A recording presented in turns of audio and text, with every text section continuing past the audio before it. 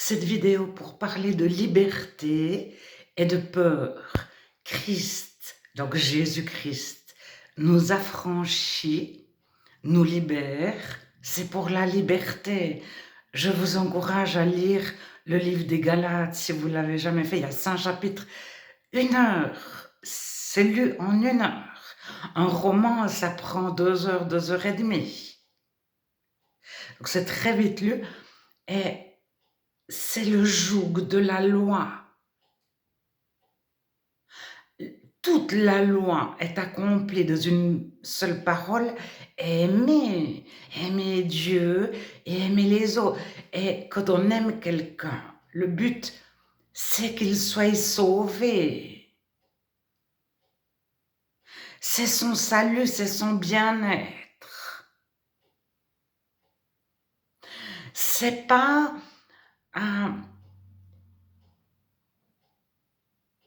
il n'y a rien qui découle de la peur de l'autre. L'amour parfait bannit la crainte. La crainte de Dieu. Parce que nous sommes tellement aimés de Dieu, nous aimons. Et nous aimons parfaitement. Ça veut dire que nous n'avons pas peur de l'autre. Au moment où on a peur de l'autre, c'est qu'on n'a pas réalisé à quel point nous étions aimés de Dieu. Lorsque Dieu se révèle à nous, il nous révèle sa toute-puissance, son amour, son pardon, ce qui est essentiel. Et parce qu'on a confiance en Dieu, on a la foi. Foi et confiance sont synonymes. J'ai confiance en Dieu qui est tout-puissant. Je me sens tellement aimée de Dieu parce qu'il m'a révélé à quel point il m'aimait et à quel point il était tout-puissant. Donc, je n'ai pas peur de l'autre, donc je n'agis pas.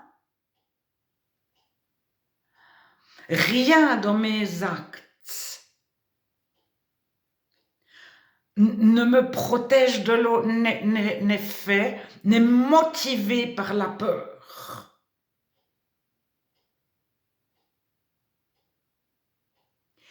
Parce qu'à un moment donné, si on a peur, c'est que notre amour n'est pas parfait. C'est parce qu'on manque de foi, de confiance en Dieu. Dieu augmente ma foi. C'est Jésus-Christ qui provoque en nous la foi et qui l'amène à la perfection. C'est dans Hébreu, d'une Bible à l'autre, c'est traduit différemment. Il est le chef et le consommateur de la foi. Peut-être que vous connaissez cette version-là. Mais le chef, ça veut dire la tête, le départ, l'origine. Jésus est l'origine de la foi. Le départ, c'est lui qui la met en nous. On ne peut pas avoir la foi. Même s'il y a 50 personnes autour de nous qui ont la foi, c'est Jésus qui met en nous la confiance en Dieu et il l'amène à la perfection. Donc à un moment donné, si on aime de façon parfaite, on sait que Dieu nous protège. Avoir confiance en Dieu. J'ai confiance que Dieu est tout-puissant. Il me protège, il me guérit, il m'apprend à l'écouter. Parce que je fais mon berger. Qu'est-ce que c'est Jésus est mon berger, l'Éternel est mon berger? Le berger, c'est celui qui conduit vers les verts pâturages. Il conduit où il y a de la nourriture. Alors, suivre le berger, si Dieu nous demande de nous taire, c'est l'Ecclésiaste aussi. Si Dieu nous demande de parler, parlez. Alors, Dieu, c'est pas un donneur d'ordre. Parce qu'il y a la soumission à Dieu, l'obéissance à Dieu. Mais Dieu, il n'arrive pas, point 1, point 2, point 3, le matin, tu dois faire ci. Une fois que tu as fait ça, tu fais ça, puis ça, puis ça.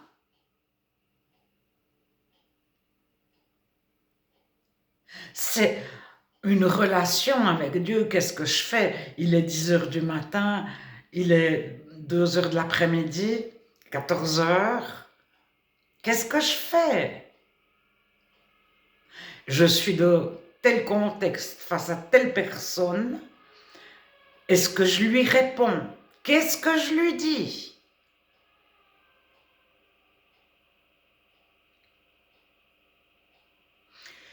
Qu'est-ce que je reprends quand on nous parle? Analysez toute chose, retenez ce qui est juste, retenez ce qui est bon. Le chrétien discerne de toutes choses, il analyse toutes choses et il retient ce qui est bon. Alors quand une personne nous parle, il y a plusieurs choses. Qu'est-ce que je retiens de ce qu'elle m'a dit? Peut-être rien du tout, peut-être la totalité, peut-être les 80%. Puis après, Dieu, qu'est-ce que je lui dis? Alors, je sais qu'il y a des personnes qui évangélisent en masse, ils répètent aux foules toujours la même chose. Et ça fonctionne, je ne sais pas les résultats. Parce que quand ça marche, les personnes ne s'en vantent pas.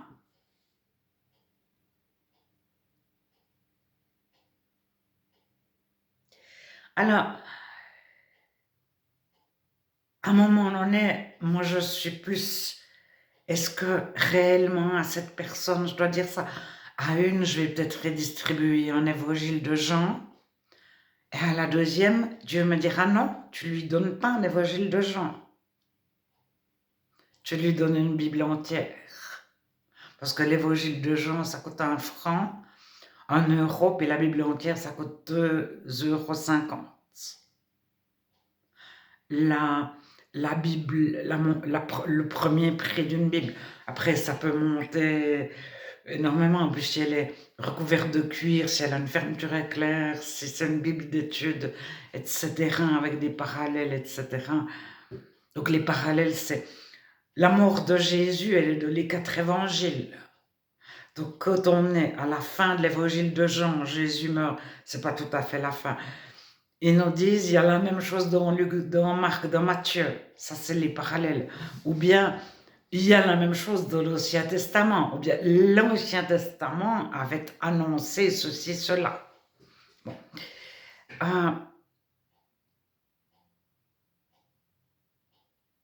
On ne peut pas évangéliser si Dieu ne nous envoie pas. On ne peut pas provoquer un réveil si ce n'est pas l'œuvre de Dieu.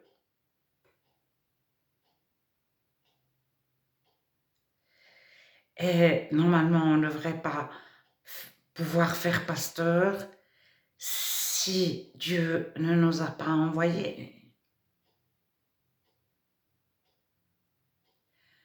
Et parler lorsque Dieu ne nous demande rien.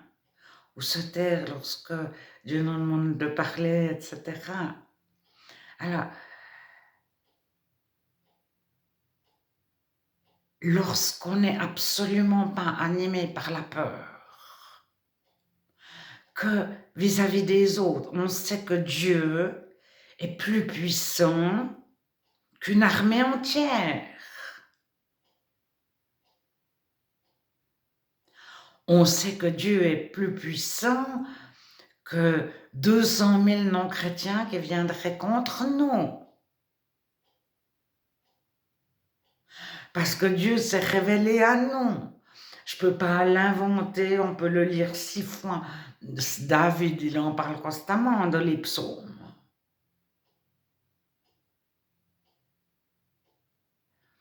Mais on peut lire les psaumes 200 fois et ne pas réaliser la grandeur de Dieu, parce qu'il ne nous l'a pas révélé. Alors lorsque Dieu se révèle à nous, Il nous transforme de l'intérieur en totalité pour un but. Alors, on n'a pas forcément le même but, ça va pas se voir de la même façon que chez quelqu'un d'autre, ou qu'il y a 200 ans ou il y a 50 ans. Alors, aussi, Dieu, si on habite dans une certaine région, Dieu connaît la demande de notre entourage, de notre environnement. Imaginons qu'on soit très riche dans un quartier d'une grande ville, tout le monde est très riche. Et Dieu nous laisse dans ce quartier. Bien sûr qu'on ne va pas commencer de dire Jésus est venu pour les pauvres, etc. Et puis, dans un quartier où c'est que des personnes âgées, il n'y a pas d'enfants. Mais Dieu, il ne va pas nous donner il n'a pas un but pour nous, qu'on prenne soin d'enfants ou qu'on évangélise des enfants. Enfin, alors, peut-être qu'on n'avait pas du tout prévu les personnes âgées, on pensait que Dieu nous enverrait en prison ou auprès des enfants, ou etc., pour évangéliser les prisonniers, etc., parce qu'on a vu sur Internet, ou bien on a lu le livre de quelqu'un qui a fait ça il y a 10 ans, il y a 20 ans, il y a 30 ans, ou il y a 200 ans.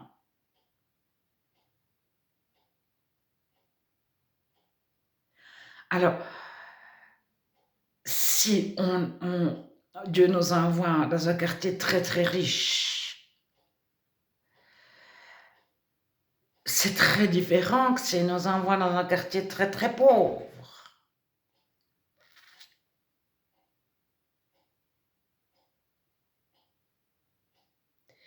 Et c'est très différent si autour de nous, par exemple, on est entouré de femmes médecins, de femmes avocates, de femmes professeurs, de femmes architectes, etc. Ou bien on se retrouve dans un contexte où les filles ne vont pas à l'école.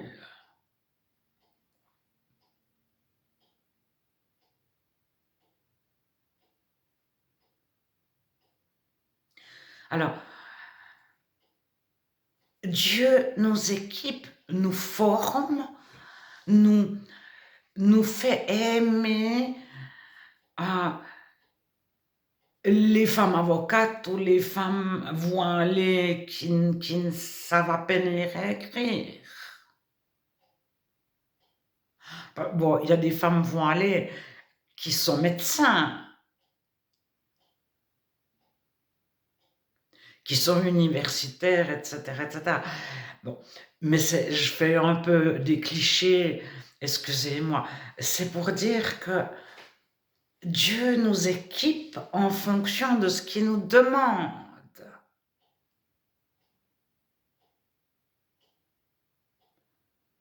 Et il nous fait aimer ce qu'il nous demande de faire. Alors bien sûr qu'au moment où on a l'épreuve de la foi, est-ce que Dieu existe vraiment? Est-ce que Dieu t'a réellement dit ça? Est-ce que vraiment tu es équipé? Est-ce que tu vas y arriver? Dieu m'équipe, Dieu me donne sa paix, Dieu me donne, renouvelle mon intelligence, Dieu donne la... Si vous lisez de l'Ancien Testament, il faisait des objets en or très fins, avec il représentait je ne sais plus quoi exactement, mais enfin, il fallait des qualités énormes. Et c'est marqué que Dieu leur a donné la dextérité, le savoir-faire, l'intelligence manuelle et l'intelligence intellectuelle pour pouvoir faire des super objets. Alors, en 2025, les chrétiens, de façon générale, ne font pas des objets. gravé finement, etc. Bien que sur 200 chrétiens, Dieu peut demander, toi, fais des jolis dessins, fais des bandes dessinées, fais des dessins animés, etc.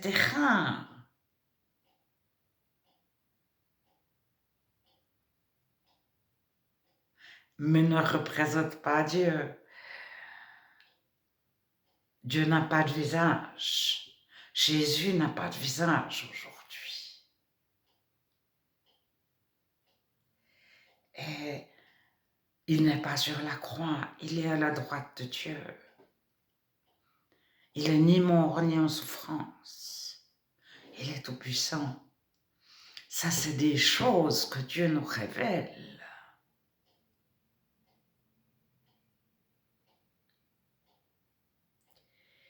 Et le but, c'est jamais de faire les choses contre. C'est de faire les choses devant Dieu, par lui, pour lui, à cause de lui, par amour pour lui et par amour pour chacun.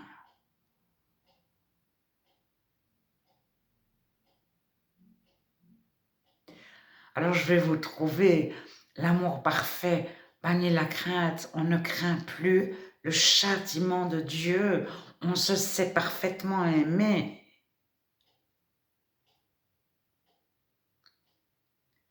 Et on aime parfaitement, ça veut dire qu'on n'a pas peur de l'autre. Parce qu'au moment où on a peur de l'autre, on va se défendre, ou on va se protéger. Alors, vous lisez Christ est mon rocher. Donc, un rocher, c'est un ravancement, c'est un rocher, c'est comme une grotte.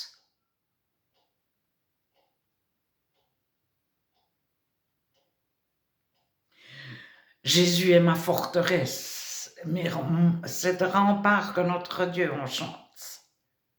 Un bouclier.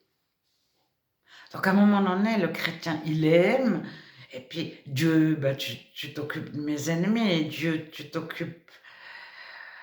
T'as dit donc à David ceci, tu as dit à Paul cela, qu'est-ce que tu me dis à moi? Et on ne peut pas vivre de la foi de David ou de la foi de Paul. Et c'est pas parce qu'il est arrivé ceci à Paul que ça va nous arriver exactement la même chose ou que il faut écouter Dieu. L'Éternel est mon berger. Ça veut dire que c'est lui qui me conduit où il y a à manger. Mais il me conduit aussi. Le berger, il prend soin de la brebis si elle tombe, si elle se casse une patte, etc., etc. Mais la brebis, elle est collée au berger. Et si elle est toute malade ou trop petite, le berger la porte. Alors que vous avez été totalement fracassé par une situation,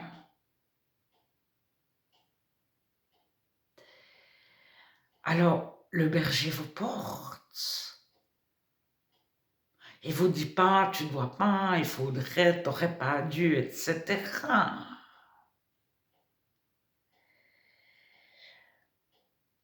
Voilà, donc c'était sur la liberté et la peur.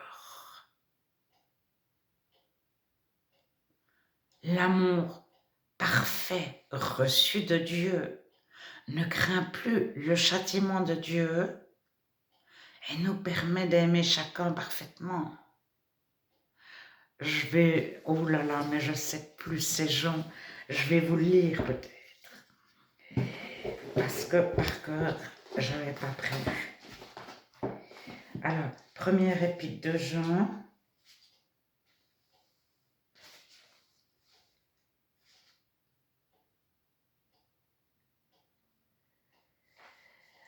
Seconde épître de Jean.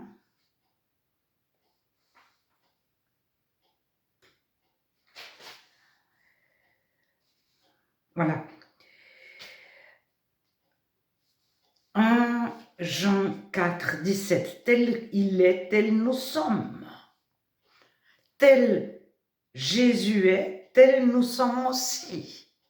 Nous sommes comme Jésus de ce monde. C'est au cela que l'amour est parfait en nous, afin que nous ayons de l'assurance au jour du jugement. Donc le jour du jugement de Dieu. La crainte n'est pas dans l'amour, mais l'amour parfait bannit la crainte, car la crainte suppose un châtiment. Et celui qui craint, celui qui a peur, n'est pas parfait dans l'amour. Pour nous, nous l'aimons parce qu'il nous a aimés le premier. Si quelqu'un dit j'aime Dieu et qu'il haït son frère, c'est un menteur.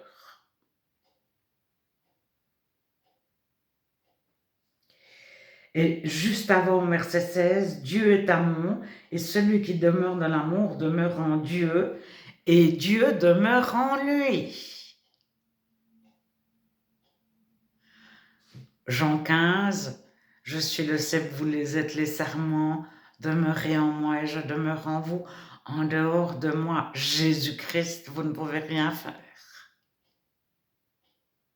Et le chrétien, son but, c'est que Dieu demeure en lui, que Jésus demeure en lui, que le Saint-Esprit demeure en lui. David, sa plus grande peur, c'était « Ne me retire pas le Saint-Esprit ». Il n'avait pas peur de l'armée de Saül, qui était énorme. Il avait peur que Dieu retire, parce qu'il avait fait des bêtises. Et puis Dieu y appartirait. Alors je vous laisse lire 1 Jean, chapitre 4, verset 17 et suivant, et même avant. Bien-aimés, aimons-nous les uns les autres, car l'amour est de Dieu, et quiconque aime est né de Dieu et connaît Dieu. Quand on connaît Dieu, à la place de la peur, on a l'amour. Et on a la plus grande des libertés vis-à-vis des êtres humains et vis-à-vis de la loi. J'étais partie de Galates. On a une totale liberté par rapport à la loi. Lisez Galates en entier. Par contre, mais on est soumis à Dieu, mais j'entends, faut pas voir Dieu comme quand il se révèle à nous. C'est pas un dictateur. Il n'est pas là pour nous donner des ordres.